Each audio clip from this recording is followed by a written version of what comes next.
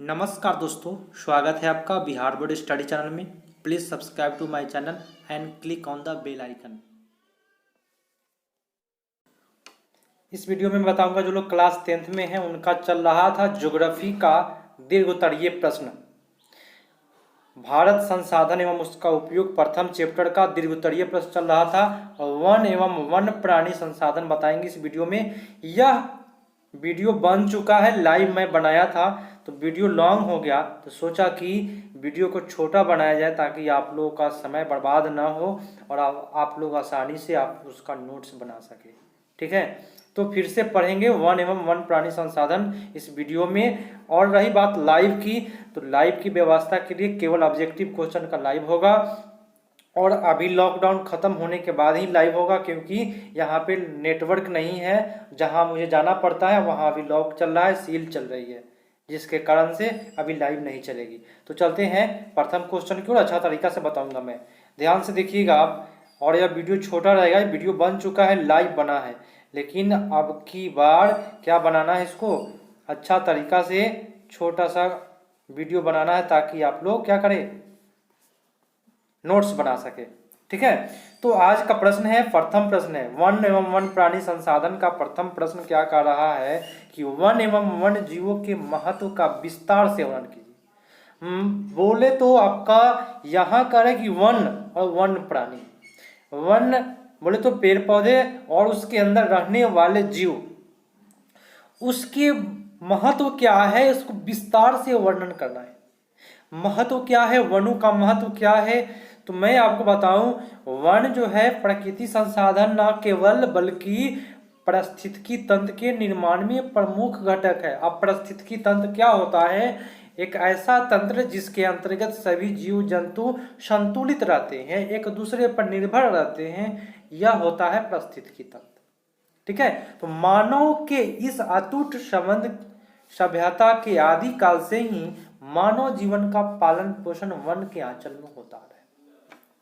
पुराने समय में क्या होता था कि हम लोग को भोजन जो भी प्राप्ति होती थी वह आपको वन से ही प्राप्त होता था। वन से ही लोग, हमारे पूर्वजों लोग वन से ही निर्भर थे और अपना भोजन वन से ही ग्रहण करते थे, वन में ही सोते थे। सब चीज बोले तो आंचल था, वन क्या था, एक आंचल था, आंचल की तरह काम करता था। तो ये वन का काफी महत्व रहा है पुराने जमाने से। आप देखिए भाई, बहुत सारे प्रश्न है, आप लोग स्क्रीनशॉट लीजिएगा, लॉन्ग क्वेश्चन है तो थोड़ा बड़ा होगा। मानव जीवन की 3 आधारभूत आवश्यकता है, सुनिएगा मेरी बात। हम लोगों के जीवन की, आपकी जीवन की 3 आवश्यकता है। एक तो भोजन करना, दूसरा कि वस्त्र, और तीसरा है कि रहने के लिए आवास की जरूरत है। 3 आवश्यकता है मानव की, और ये तीनों आवश्यकताएं जो हैं वह वन के द्वारा ही प्राप्त होता है।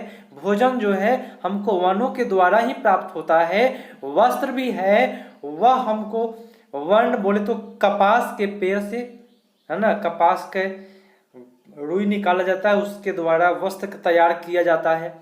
आवास तो हम लोग लकड़ियों का घर बना करके रहने का काज करते हैं, या घरों में उसका उपयोग किया जाता है, घर बनाने में, बिल्डिंग बनाने में भी लकड़ियों का प्रयोग होता है।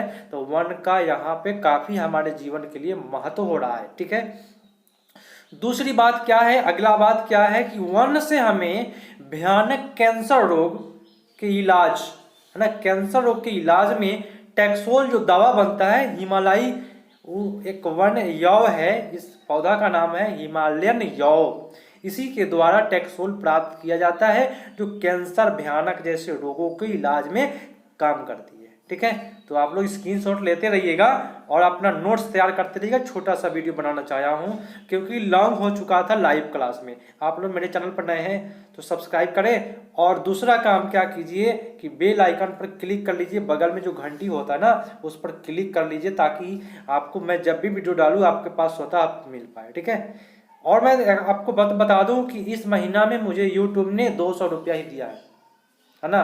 फिर भी मैं आप लोगों के लिए मेहनत कर रहा हूँ, कोई पैसा कमाने के लिए नहीं करता हूँ, मात्र 200 रुपये ही दिया है। फिर भी मैं मेहनत किया हूँ कि चलो भाई, उतना तो मेरा उससे 1000 का रिचार्ज लगता है मुझे। ठीक है, तो इस बात पर ध्यान आप लोग नहीं दीजिए, आप लोग के लिए मैं वीडियो प्रोवाइड कराते रहूँगा, चाहे कैसे भी हो, लाइव हो या ऑफलाइन हो, है ना। अच्छे अच्छे कमेंट कीजिएगा। अगला इसी में कह रहा है कि इतना ही नहीं, वन जलवायु का सच्चा मानक है। आप सोचिए जरा, आप लोग सुनते होइएगा कि जहाँ का वन कट गया, पूरा वन कट गया जहाँ का, वहाँ पे बारिश जो होता है ना, वर्षा, है ना, वर्षा जो होती है वह कम हो जाती है। जैसे राजस्थान के एरिया में वन कम है, जिसके कारण वहाँ पे क्या है, बारिश कम होती है। ठीक है, तो वन का हमारे जलवायु से काफ़ी क्या है, अच्छा संबंध रहा है। जहाँ पे वन अधिक मात्रा में है वहाँ जलवायु जो है वह काफ़ी अच्छा है और वर्षा भी काफ़ी अच्छा होता है ना, जिससे संतुलन बना रहता है। तो आप लोग, ये फर्स्ट प्रश्न हो चुका है। नेक्स्ट प्रश्न की ओर चलते हैं। चलिए, आपके पास नेक्स्ट प्रश्न आया, काफ़ी अच्छा प्रश्न है, मज़ा आ जाएगा आप लोगों को। वृक्ष के आधार पर वनों का वर्गीकरण कीजिए। वृक्ष के आधार पर, पेड़ पौधे के आधार पर वनों का वर्गीकरण करना है। तो मैं आपको बताऊं, वृक्ष के आधार पर, वृक्ष के घनत्व के आधार पर वनों के 5 वर्गों में विभाजित किया गया है। कौन कौन से? एक अत्यंत सघन वन, अब दूसरा है आपका सघन वन, तीसरा है खुले वन, चौथा है झाड़ी एवं अन्य वन, और आपका पांचवा वन है सघनता के हिसाब से मैग्रोस वन, है ना, मैग्रोटस वन, और ये पश्चिम बंगाल में पाए जाते हैं, आपको पता होगा। तो ये घनत्व क्या होता है, घनत्व के आधार पर वनों का प्रकार जानना है। तो मैं एक फिगर बनाता हूँ, ध्यान से देखिएगा। मान लीजिए कोई एक क्षेत्र है, एरिया है, यहाँ पे एक पौधा यहाँ है, एक पौधा यहाँ है, एक पौधा यहाँ, इस तरह से है। ठीक है, तो इस एरिया के अंतर्गत कितने वन है सघन, कितने सघन है, कितने खुले हैं, है ना, ये बताना था। तो अत्यंत सघन जो होगा उसमें काफी पेड़ पौधे होंगे, सघन जो होगा उसमें नॉर्मल पेड़ पौधे होंगे, नॉर्मल सघन होगा। ठीक है, तो प्रथम क्या है, प्रथम आपको लिखना क्या है कि अत्यंत सघन वन। तो ऐसे वन जो है वह कुल भौगोलिक क्षेत्रों में वृक्षों का 70% से अधिक होता है।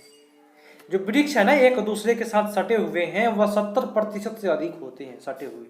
ठीक है, और यह कुल वन कितना है, 1.66% है कुल भौगोलिक क्षेत्र का। और यह असम और सिक्किम को छोड़ दीजिए, बाकी भारत के पूर्वी राज्य सभी में ये वन पाए जाते हैं। असम और सिक्किम को छोड़कर पूर्वी राज्य सभी में पाए जाते हैं। दूसरा है आपका ऑप्शन, दूसरा वन है कि सघन वन।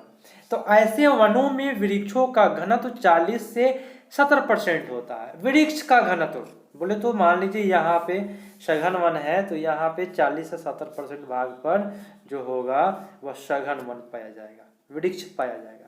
लेकिन ये जो वन है कुल भौगोलिक क्षेत्र का मात्र 3% भाग पर ही है। सघन वन आपके एग्जाम में पूछेगा ऑब्जेक्टिव में कितने परसेंट पर है कुल भौगोलिक क्षेत्र का, तो 3% पर है। अगर पूछेगा कि वृक्षों का घनत्व कितना है, तो 40 से 70% है। घनत्व पूछेगा तो 40 से 70%, और कुल भौगोलिक क्षेत्र में कितना पाया जाता है, तो 3%। कहाँ कहाँ, तो हिमाचल प्रदेश, सिक्किम, मध्य प्रदेश, जम्मू कश्मीर, महाराष्ट्र, उत्तराखंड, पहाड़ी क्षेत्रों में ये वन का विस्तार मिलता है। ठीक है, नेक्स्ट है आपका, अच्छा से देखिए और मजे से देखिए, नोट्स जरूर बनाइए। ठीक है, मेरी बात को ध्यान से सुनिए, ध्यान से सुनिएगा। खुले वन, खुले वन जो है, मैं आपको फिगर बना देता हूं। यह मात्र वृक्ष, इसमें कितना है, खुले वन का घनत्व तो पूछेगा आपके एग्जाम में, तो आप लोग बताइएगा 40 से कितना परसेंट तक, 10 से 40% तक खुले वन है, घनत्व है, घनत्व। लेकिन खुले वन जो है वह 7.12% क्षेत्र पर खुले वन पाए जाते हैं। ठीक है, और यह असम के 16 आदिवासी जिलों में ये वन पाए जाते हैं, और कर्नाटक, तमिलनाडु, केरला, आंध्र प्रदेश, उड़ीसा के कुछ जिलों में भी ये वन पाए जाते हैं। नेक्स्ट की ओर चलते हैं। याद रखिए, आप लोग के लिए मैं काफ़ी मेहनत कर रहा हूँ। यूट्यूब कुछ आप लोग सोचते होइएगा काफ़ी पैसा देता है, कुछ पैसा नहीं देता है। 200 रुपया मात्र आया इस महीना में। ठीक है, टोटल 5 क्वेश्चन कराऊंगा मैं, टोटल 5 क्वेश्चन कराऊंगा। ठीक है, चलिए अगला वन है, दूसरा प्रश्न का अगला वन कह रहा है कि झाड़ी एवं अन्य वन। इसमें वृक्षों का घनत्व जो है, घनत्व पूछेगा तो 10% बताइएगा, और कुल भौगोलिक क्षेत्र का या 8.65% पर पाए जाते हैं। ठीक है, चलिए, ये अधिकांशतः मरुस्थलीय प्रदेश में पाए जाते हैं, जैसे कि राजस्थान, और वहां पे क्या है, झाड़ियां अधिक मिलती है, और झाड़ियां इसलिए मिलती हैं क्योंकि वहां पे क्या है, बारिश कम होती है। ठीक है, अगला वन है आपका मैंग्रोव वन। पांचवा वन का प्रकार है मैंग्रोव वंश है। यह वन भारत के समुद्री तट राज्यों में पाए जाते हैं। इसके बाद गुजरात और अंडमान निकोबार द्वीप समूह भी आते हैं। यह कुल भौगोलिक क्षेत्र का 0.14% पर पाया जाता है। ठीक है, चलिए नेक्स्ट प्रश्न है आपका, तीसरा प्रश्न कह रहा है कि बहुत अच्छा प्रश्न है आपका, भारतीय जैवमंडल क्षेत्रों की चर्चा कीजिए। भारत में कितने जैवमंडल क्षेत्र है, मैं आपको थोड़ी सा बात बता दूं। जैवमंडल क्षेत्र बोले तो अभ्यारण्य, चिड़ियाघर जानते होइएगा ना, उसी प्रकार से एक अभ्यारण्य जो खुला हो और सिक्योरिटी के अंतर्गत हो, पुलिस प्रशासन के अंतर्गत हो। तो यूनेस्को ने क्या किया, यूनेस्को ने क्या किया कि 14 जैवमंडल क्षेत्र आरक्षित स्थापित किया। कहाँ पे, तो भारत में किया, और वह 14 कौन कौन से है जानना है, क्षेत्रफल कितना है यह लिख देना है। तो वह 14 में आपका फर्स्ट जो है, ध्यान से देखना, 14 बताना है, नीलगिरी। स्क्रीनशॉट लेते रहना है आपको, थोड़ा सा मैं आप छोटा कर दूं ताकि आप लोग स्क्रीनशॉट ले सके। चलिए थोड़ा और बड़ा, चलिए ध्यान सुनिएगा। प्रथम जो है आपको नीलगिरी है, वह तमिलनाडु, केरल, कर्नाटक में है, वन आरक्षित क्षेत्र है, और यह 55-20 किलोमीटर स्क्वायर में पाया जाता है वर्ग। दूसरा है नंदा देवी, यह 2236.74 किलोमीटर स्क्वायर में है, उत्तराखंड में स्थित है। अगला है आपको नोकरेकल, गारो की पहाड़ियाँ ना, गारो खासी जो भी पहाड़ियाँ हैं वहाँ पाई जाती हैं। मानस जो है आपका असम में है, सुंदरवन जो है पश्चिम बंगाल में है, मन्नार की खाड़ी आपको तमिलनाडु में है, शिम्मी लिवास ये उड़ीसा में पड़ता है, डिब्रू साहिबकोबा असम में है, दिहांग दिबांग आपको अरुणाचल प्रदेश में है, कंचनजंगा सिक्किम में पड़ेगा, पंचमढ़ी आपका पड़ जाएगा मध्य प्रदेश में।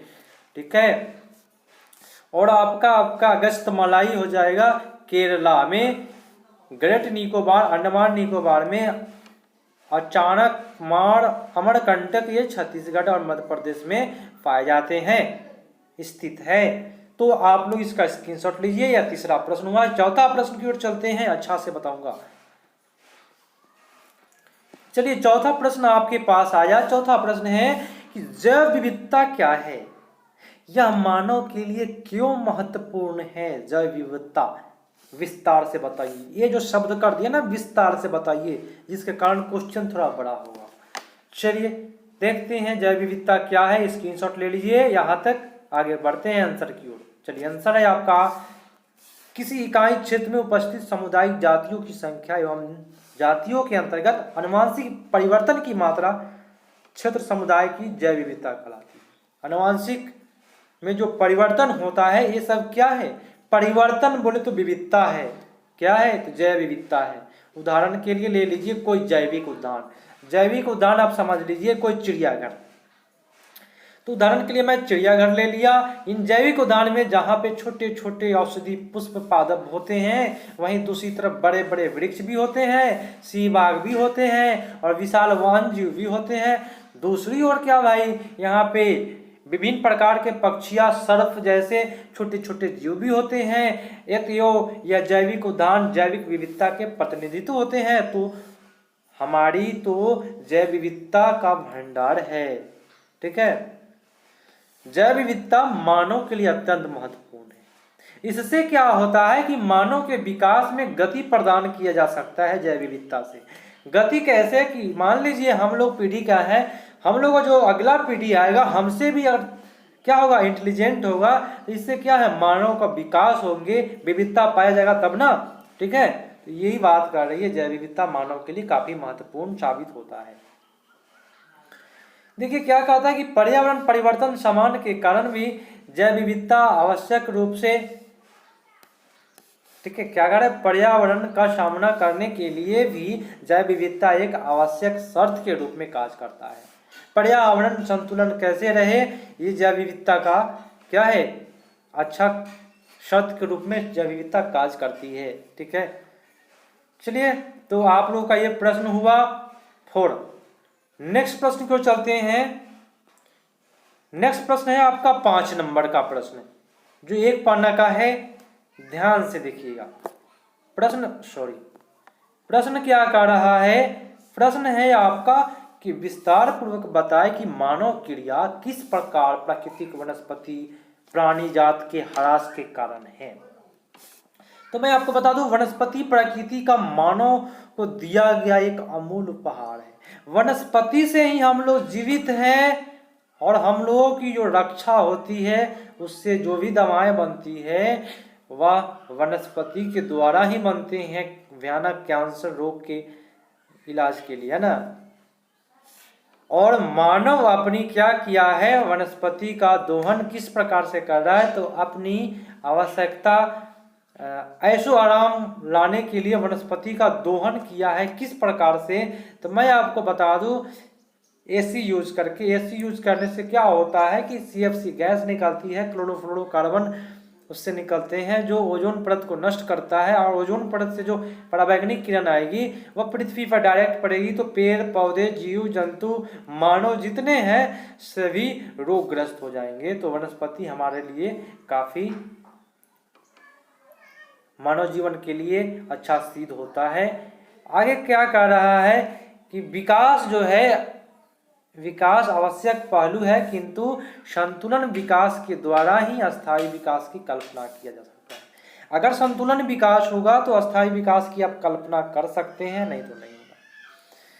सड़कों, रेल मार्ग, शहरों निर्माण करना शुरू किया है, इसके लिए पेड़ पौधों की अंधाधुंध कटाई की जा रही है। मानव क्या किया कि अपने ऐशो आराम के लिए सड़क, बड़े बड़े रेल मार्ग, है ना, बना रहे हैं। इसके लिए क्या करें, जंगलों को काट करके रेलवे जो बनता है ना, रेलवे लाइन बना, जंगलों को काट करके, तो अंधाधुंध कटाई हो रही है वनों का।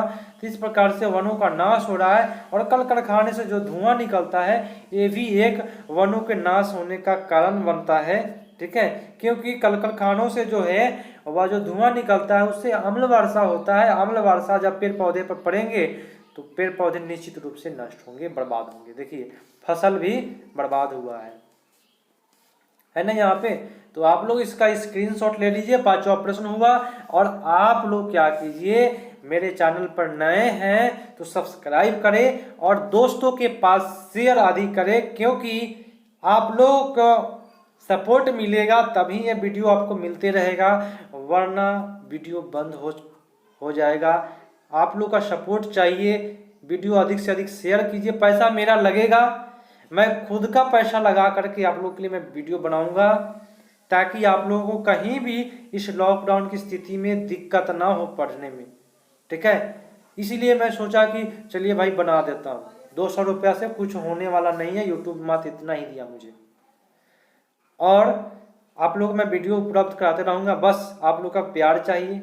दोस्तों के पास शेयर करते रहिए, लोग जुड़ेंगे, बस केवल नाम के लिए मैं बताऊंगा। बस मैं यही सोचा कि छोड़ो भाई पैसा कमाना। मिलते हैं अगले पार्ट में, तब तक के लिए धन्यवाद। जय हिंद।